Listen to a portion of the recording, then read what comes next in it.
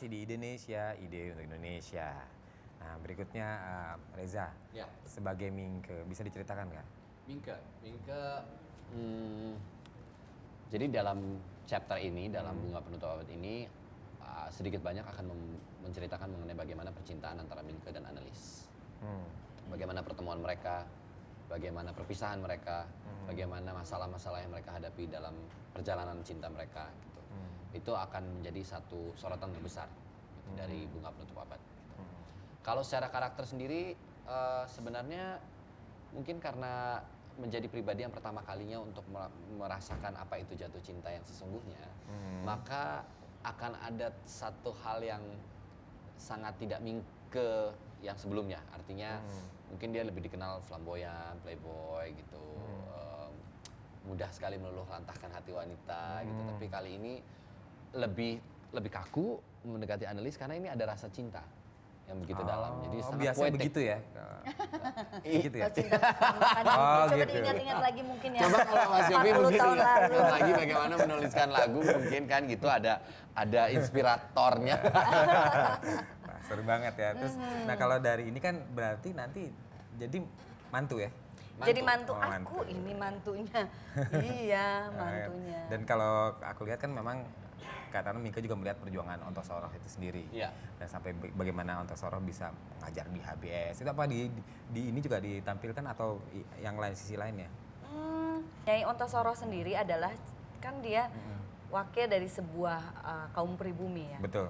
Yang pada zaman itu tuh banyak juga kaum pribumi yang menjadi nyai yang dikawinkan oleh orang-orang Belanda. Nyai-nyai itu kan biasanya istri Nyai-nyai, kedua ya? Iya, sebenarnya? istri kedua atau istri yang tidak Simpanan ya? dikawin, ya istri simpanan kurang lebih kayak gitu. Yang selalu dianggap miring. Tapi ternyata di dalam cerita ini juga menceritakan apa yang kita lihat belum tentu begitu kenyataannya gitu. Jadi banyak memang yang menjadi alur ada tentang kisah cinta antara Mingke dan Annelies. Tapi banyak sekali yang disampaikan kayak suasana politik pada zaman itu. Bagaimana sih keadaan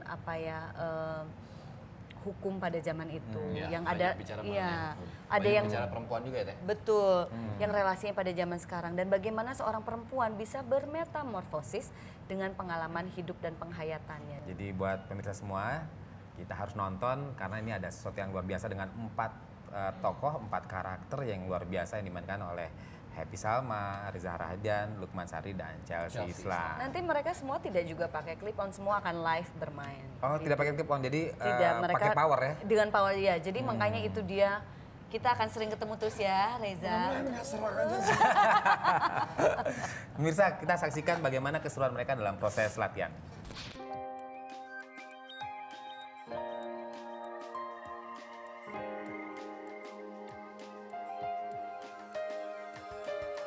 Jelang pementasan teater Bunga Penutup Abad yang akan digelar pada akhir bulan Agustus mendatang, para pemain pun terus menjalankan persiapan dengan latihan bersama, seperti yang sedang dilakukan oleh Happy Salma dan Chelsea Islan. Dalam cerita Bunga Penutup Abad ini, Happy Salma berperan sebagai Nyai Ontosoroh, yang merupakan ibu dari Annelies yang diperankan oleh Chelsea Islan. Pendalaman karakter dan penghafalan naskah yang cukup sulit membuat para pemain membutuhkan konsentrasi dan juga keseriusan dalam latihan. Peran Annelies yang dimainkan oleh Chelsea Islan misalnya, membuat Chelsea Islan harus fokus untuk menghafal naskah dan latihan vokal. Chelsea mengaku kagum dengan sosok Annelies yang diperankannya, meski memerankan sebuah tokoh tidak lepas dari kesulitan. Bisa dibilang susahnya mungkin karena aku harus benar-benar sesuai ekspektasi dengan para para pembaca, dan juga novel ini kan sudah dicetak ratusan bahkan mungkin ribuan eksemplar di seluruh dunia gitu, sudah diterjemahkan juga sampai beberapa bahasa gitu kan, Bumi Manusia, This Earth of Mankind. Jadi menurut aku ini menantang juga untuk aku, tapi aku senang sekali dan bersyukur sekali ditawarkan proyek teater ini. Semoga pementasan teater Bunga Penutup Abad ini mampu lebih menghidupkan dunia seni teater dan dapat menginspirasi para seniman teater tanah air. Nah, tadi kita saksikan proses latihannya. Kira-kira berapa kali sebenarnya latihan yang diperlukan dalam sebuah pementasan seperti ini? Aduh, banyak. Dengan kesibukannya Reza dan Chelsea yang lain-lain. Idealnya 40 kali. 40 kali pertemuan. Dan bisa terwujud. Harus, kalaupun enggak juga nanti Reza ada latihan-latihan dia sendiri. Kadang kan kita akan mengukur-ngukur kemampuan kita juga. Reza on time banget, jadi semua nggak enak kalau nggak on time. Oh, oke. Terus lalu mengenai Lukman. Lukman tuh karakternya seperti apa mungkin bisa diceritakan? Jean-Marie. Dia berperan sebagai laki-laki Prancis bernama Jean-Marie. Dia adalah pada zaman itu banyak sekali kan orang-orang dari Eropa akhirnya tinggal di Hindia Belanda tentunya, yang dia awalnya adalah untuk menjadi tentara ya, berperang gitu melawan Hindia Belanda. Nah, tapi dia sendiri di sini diceritakan ada penggalan bagaimana dia memotivasi seorang Mingke yang begitu tergila-gila dengan Eropa. Tapi ternyata ada orang Eropa yang begitu tergila-gila dengan Hindia Belanda, dengan Indonesia gitu. Jadi dia adalah salah satu tokoh penting yang dimana memberikan influence besar kepada seorang tokoh atau karakter Reza yang akan Reza mainkan. Oke. Dalam persiapan di tempatnya sendiri gimana, Happy? Ini ditampilkan di mana? Di Gedung Kesenian Jakarta. Di Gedung Kesenian GKJ, Jakarta. Iya. Berarti kan itu cukup besar. Iya, cukup besar. Ya salah satunya kuncinya ya berlatih memang.